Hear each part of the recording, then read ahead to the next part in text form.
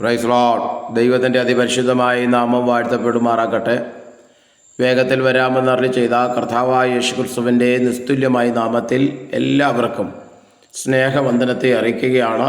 ഈ പ്രഭാതത്തിൽ വലിയവനായ ദൈവത്തിന് മുമ്പാകെ നോക്കുവാനും ദൈവത്തിൻ്റെ സ്നേഹം പങ്കുവെക്കുവാൻ ദൈവം ഒരുക്കിയ എല്ലാ വഴികൾക്കായി സ്തോത്രം ചെയ്യുന്നു. കർത്താവിൻ്റെ വചനം ഷെയർ ചെയ്യുന്നത് വളരെ ആനന്ദകരമായ ഒരു അനുഭൂതിയാണ്.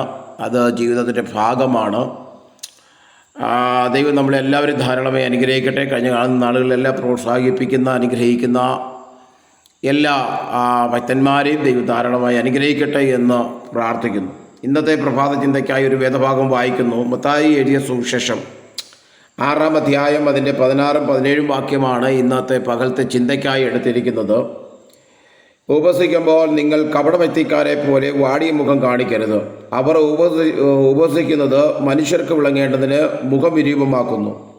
അവർക്ക് പ്രതിഫലം കിട്ടിപ്പോയി എന്ന് ഞാൻ സത്യമായി നിങ്ങളോട് പറയുന്നു. നീയോ ഉപസിക്കുമ്പോൾ നിന്റെ ഉപവാസം മനുഷ്യർക്കല്ല, രഹസ്യത്തിലുള്ള നിന്റെ പിതാവിന് വിളങ്ങേണ്ടതിന് തലയിൽ എണ്ണ തേച്ച് മുഖം കഴുകുക.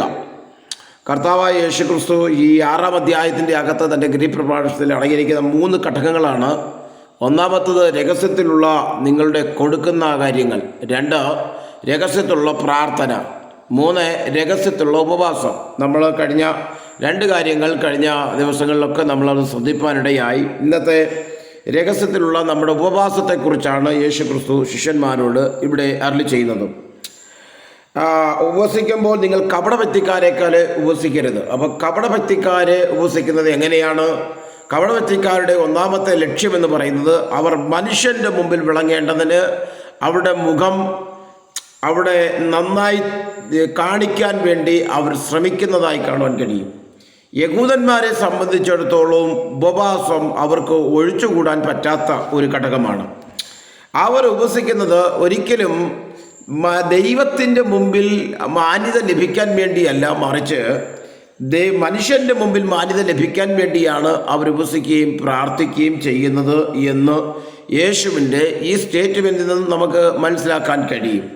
ഭക്തിയുള്ളവർ സാധാരണ ചെയ്യാറുള്ളതുപോലെ ഉപവസിക്കുന്ന പതിവ് ശിഷ്യന്മാർക്കും പിന്തുടരും എന്ന് ദൈവത്തിന് നന്നായിട്ട് അറിയാം. ദൈവം ഉപവാസത്തെ ഒരിക്കലും നിരുത്സാഹപ്പെടുത്തിയിട്ടില്ല. ഉപവാസത്തെ പ്രോത്സാഹിപ്പിക്കുകയും ഉപവസിക്കണമെന്ന് കർത്താവ് പറയുകയും ചെയ്തു. പക്ഷേ നിങ്ങൾ ഉപവസിക്കുന്നത് ചില വ്യത്യാസങ്ങളുണ്ടായിരിക്കണം എന്ന് ഇവിടെ യേശു നിഷ്കർഷിച്ചിരിക്കുകയാണ്. ഉപവസിക്കുമ്പോൾ നിങ്ങൾ രഹസ്യത്തിലുള്ള നിങ്ങളുടെ ഉപവാസത്തിലാണ് ദൈവത്തിൽ നിന്നുള്ള പ്രതിഫലവും അനുഗ്രഹവും നിങ്ങൾക്ക് ലഭിക്കുന്നത് എന്ന് ഇവിടെ കാണാൻ കഴിയും. ക്രിസ്തീയ ജീവിതത്തിൽ ഒഴിച്ചുകൂടാൻ പറ്റാത്ത ഒന്നാണ് ആത്മനിയന്ത്രണം എന്ന് പറയുന്നത്. ആത്മനിയന്ത്രണമില്ലാത്ത ഉപവാസവും ആത്മനിയന്ത്രണമില്ലാത്ത ദൈവഭക്തിയും എല്ലാം വിരർത്ഥകമാണ്, അഥവാ പ്രയോജനരഹിതമാണ് എന്ന് ഇവിടെ നമുക്ക് കാണാൻ കഴിയും. അപ്പോൾ ദൈവഭക്തിയുടെ രഹസ്യ സ്വഭാവം എന്താകുന്നു എന്ന് ഇവിടെ യേശുക്രിസ്തു വെളിപ്പെടുത്തുന്നതായി നമുക്ക് കാണാൻ കഴിയും. സ്തോത്രം. അതുകൊണ്ട് നമ്മളുടെ ജീവിതത്തിൻ്റെ അകത്ത് ദൈവിക കാര്യങ്ങൾ നിവർത്തീകരിക്കുവാൻ ശിഷ്യന്മാർ എപ്പോഴും തയ്യാറുള്ളവരാകണമെന്ന് ഇതിൻ്റെ അകത്ത് നമുക്ക് കാണാൻ കഴിയും. ദൈവത്തിൻ്റെ ഇച്ഛ എന്ന് പറയുന്നത് എന്താണ്? ദൈവത്തിൻ്റെ ഇഷ്ടം എന്ന് പറയുന്നത് എന്താണ്? ദൈവത്തിൻ്റെ ഹൃദയത്തിൻ്റെ ആഗ്രഹത്തെ നിവർത്തീകരിക്കാൻ തൻ്റെ ശിഷ്യന്മാർ എപ്പോഴും തയ്യാറായി നിൽക്കണമെന്ന് യേശു ഇവിടെ ആഗ്രഹിക്കുന്നതായി നമുക്ക് കാണുവാൻ കഴിയും. അതുകൊണ്ട് നമ്മുടെ ജീവിതത്തിൽ നമ്മുടെ ഇച്ഛാശക്തിയെ നശിപ്പിച്ച് ക്രിസ്തുവിൽ നിലനിൽക്കുന്നതിന് ഉപവാസം നമ്മൾ അവിടുന്ന് പ്രധാന പങ്ക് വഹിക്കുന്നതായി കാണുവാൻ കഴിയും. നമ്മൾ എന്തിനാണ് ഉപവസിക്കുന്നത്?